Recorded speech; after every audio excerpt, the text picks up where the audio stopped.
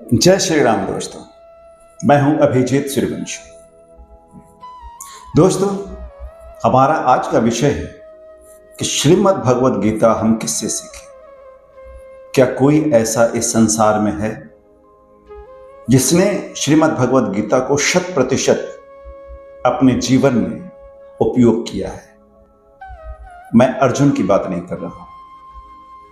इस प्रश्न का उत्तर जानना इसलिए आवश्यक है क्योंकि आज के समय में आप देखिए तो संसार के हर कोने में अलग अलग तरीके से अलग अलग जगहों पे श्रीमद् भगवद गीता को पढ़ाया जाता है ताकि लोग उसका अपने जीवन में इस्तेमाल कर सकें।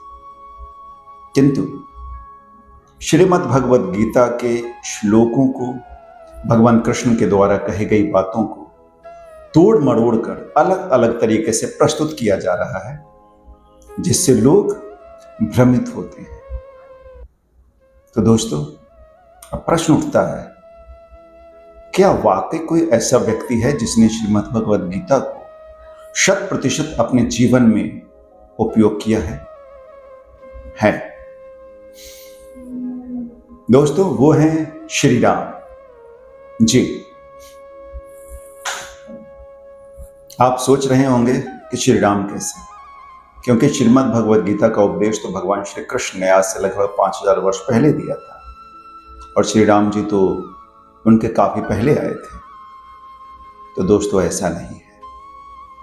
श्रीमद् भगवद गीता में भगवान कृष्ण ने जो भी कहा वो शाश्वत, सनातन है, अनादि है, अनंत काल तक रहेगी। अब प्रश्न उठता है कि भगवान श्री राम ने गीता के उपदेशों को अपने ऊपर कैसे इस्तेमाल किया, वो भी 100%। तो चलिए कुछ उदाहरण से समझते हैं। भगवान श्री कृष्ण ने अर्जुन को गीता का उपदेश कब दिया था? जब अर्जुन अपने रिश्तेदारों को लेकर, अपने सगे संबंधियों को लेकर द्वंद्व में पड़े थे कि वो युद्ध करे या ना करे। कुरुक्षेत्र में अर्जुन ने अपने सगे संबंधियों को अपने सामने देखकर अपनी गांडीव को नीचे रख दिया था और कहा था कि मैं युद्ध नहीं करूंगा, ये मेरे अपने सगे संबंधी है, भले वो मुझे मार दें लेकिन मैं उनसे युद्ध नहीं करूंगा। तो भगवान श्री कृष्ण ने गीता का उपदेश अर्जुन को दिया था। दोस्तों, ऐसे दुविधा भगवान श्री राम के सामने भी कई बार आए, लेकिन जितनी बार भगवान श्री राम के सामने दुविधा आए, भगवान श्री राम ने निष्काम होकर अपने कर्तव्य का निर्णय लिया। एक उदाहरण देखते हैं। जब श्री राम जी का राज तिलक होने वाला था और अचानक जब उनके पिता दशरथ जी श्री राम जी को आज्ञा देते हैं कि तुम्हें 14 वर्ष के लिए वन जाना है, तो श्री राम के पास में केवल 2 ही ऑप्शन बचा था। सबसे पहला कि श्री राम अपने स्वार्थ को देखते और ये कहते कि मैं वन नहीं जाऊंगा। सब जगह जब ये बात फैल चुकी है और ये निर्णय हो चुका है कि राज तिलक मेरा होगा, जो मेरा अधिकार भी है, तो मैं वन नहीं जाऊंगा, मुझे राजा ही बनना है। एक तो ये था। और दूसरा ऑप्शन था कि चुपचाप अपने पिता की बात को मान ले और वन चले जाए।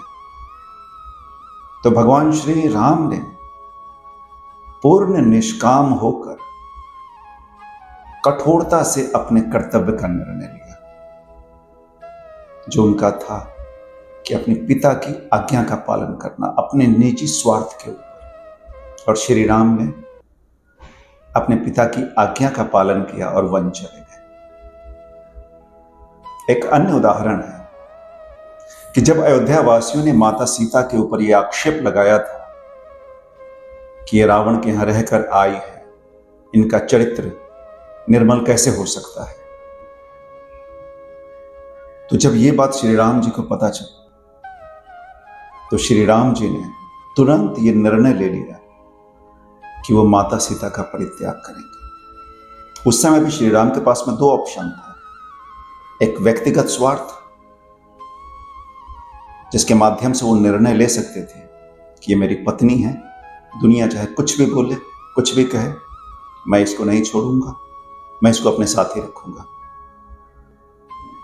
मैं राजगद्दी छोड़ दूंगा, लेकिन पत्नी को नहीं छोड़ूंगा। वो चाहते तो ये भी निर्णय ले सकते थे। और श्री राम जी के पास में जो दूसरा ऑप्शन था